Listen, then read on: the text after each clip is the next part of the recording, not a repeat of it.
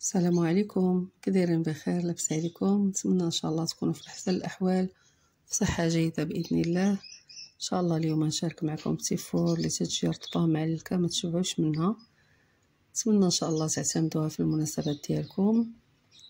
كنشكركم على حسن المتابعه، خليو لي جيم وابوني وتعليق زوين، شاركوا الفيديو مع الاهل والاحباب. مرحبا بالجميع، نتمنى ان شاء الله المحتوى يعجبكم.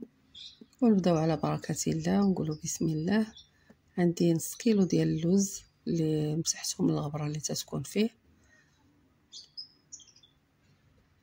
بالنسبه اللي ما بغاش اللوز بالقشور ممكن تحيدوه تفسخوه وتخليوه يبات حتى الغد، على باش تقوموا بهذه المرحله هذه بانكم تطحنوه بهذا الشكل هذا.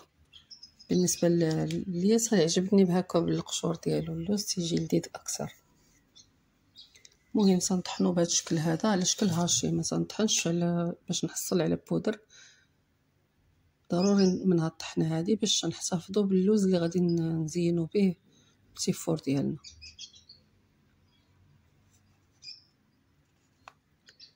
بالنسبه للطريقه ديال التيفور هي سهله وفي متناول الجميع، نتمنى ان شاء الله جربوه. ملي تنغربل بهذا الشكل هذا من بعد ما تنطحن اللوز كامل، تنحاول ناخذ هذاك اللوز اللي تيكون بهذا الشكل هذا، يعني كونكاسي اللي تيكونوا حبيبات ديالو غلاظ، وما تبقى تنطحنوا على شكل بودر. بعد ما طحنته هنايا الكميه اللي تنتحصل عليها واللي غنحتاجها في الحشو يعني في الخليط هي 300 غرام.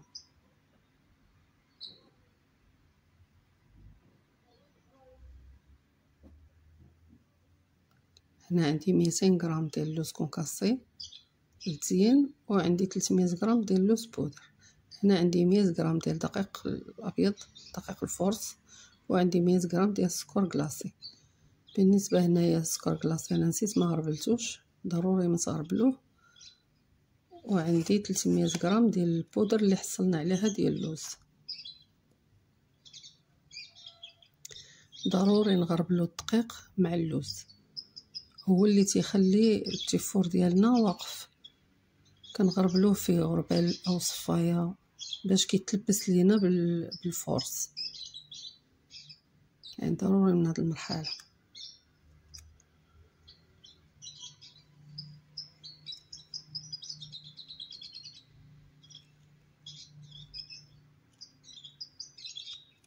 هنا عندي 300 غرام ديال بياض البيض،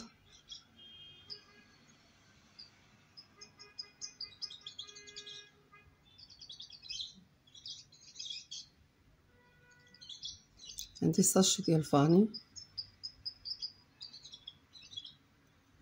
وعندي قبيصه ديال الملح، عندي 200 غرام ديال السكر سنيده.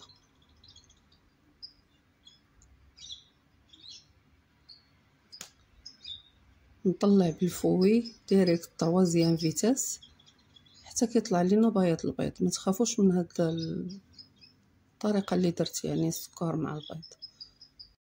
ان شاء الله طريقه ناجحه.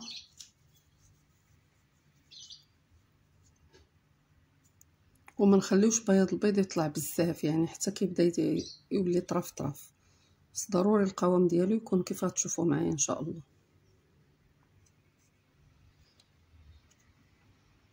بهذا الشكل هذا. ملي تنحصلوا على هذا المنقار هذا فيه بياض البيض، يعني القوام ديالو هو هذا اللي بغينا نتحصلوا عليه.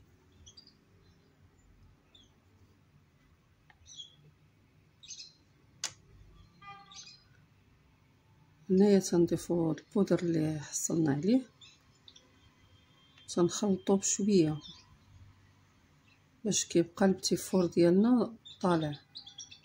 اين فوا ندخلو البودر ما نبقاوش نخلطو، غير ما تيبقاش يبان لينا البودر اللي ضفنا تنوقفو عند التخليط، ما نبقاوش تنخلطو بزاف.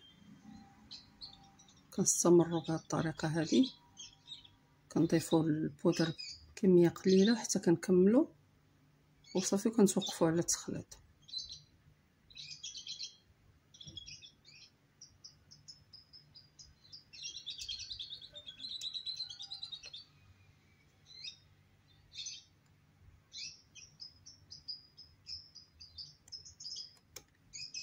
بالنسبه للتيفور ديالنا فممكن تحتفظوا فيها في الثلاجه لتحت يعني، ولا تخليوها في الفريكو فكتبقى زوينه ما تخافوش منها.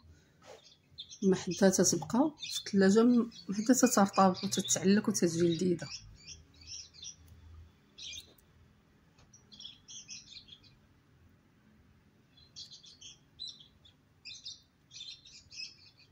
هنا عندي هاد البوش وعندي دوي سامبل بحال اللي تنصايبو بها الماكارو.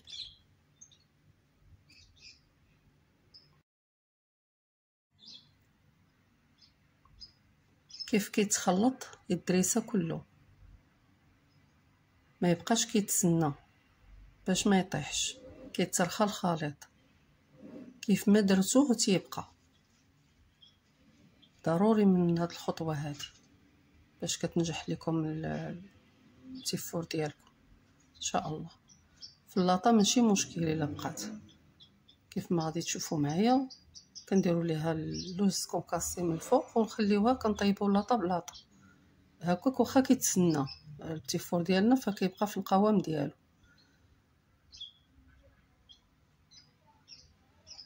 بالنسبه للورق ديال الطهي انا ما درتش هذا القليل من العجين يعني لتحت في اللاطه باش يشد ليا الورق، حتى صورت معكم هذيك اللقطه.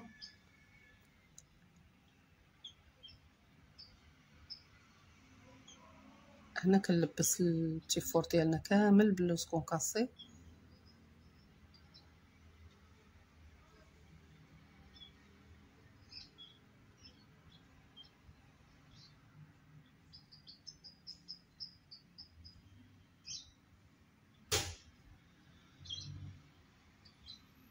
تنزول الكونكاسي يعني اللوز اللي بقى ليا بهذا الشكل هذا.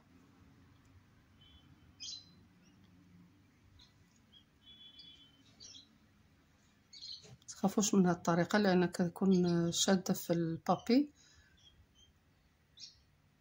تنحيد اللوز بهذا الشكل هذا. هذا هو الشكل ديالها ان شاء الله قبل ما طيب. بالنسبه للفران تنديرو على 180 درجه وستاخذ معنا تقريبا 10 دقائق، ما تتبغيش طيب بزاف.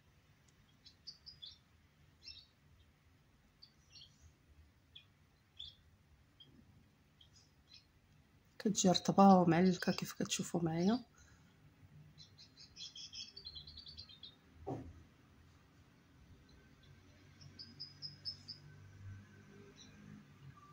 بالنسبه للكونفيتير تناخذوا الكونفيتير اللي تيكون جاري بلا ما نطيبوه،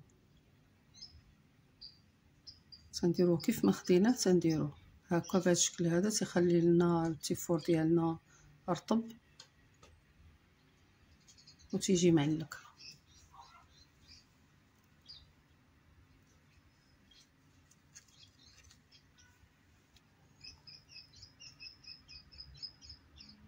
بالنسبه للكونفيتير اللي تيطيب هذاك تنلصقوا به الصابلي، اما هذا التيفور هذا تيبغي الكونفيتير جاري. هنا عندي تقريبا 200 غرام ديال الشوكولاط اللي خديتها وذوبتها. مزيان تيبقى لكم على حسب الرغبه ديالتكم، زينوه كيف ما بغيتو. المهم انا درت هذا الشكل بحال هكا. ممكن ديروا نصف وتخليو نصف فيه اللوز كونكاسي على حسب الرغبه كيف قلت لكم. كتجي لذيذه بزاف بزاف هاد البسيفور. كنتمنى ان شاء الله تجربوها وتعملوها في المناسبات ديالكم، سهله وفي المتناول يعني. ان شاء الله تجربوها بصحه وراحه.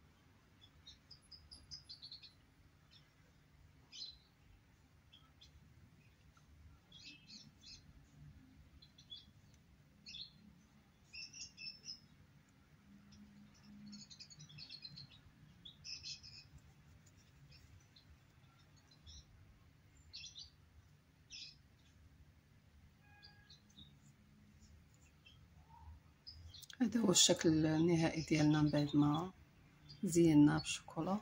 نتمنى تعجبكم. في امان الله. السلام عليكم.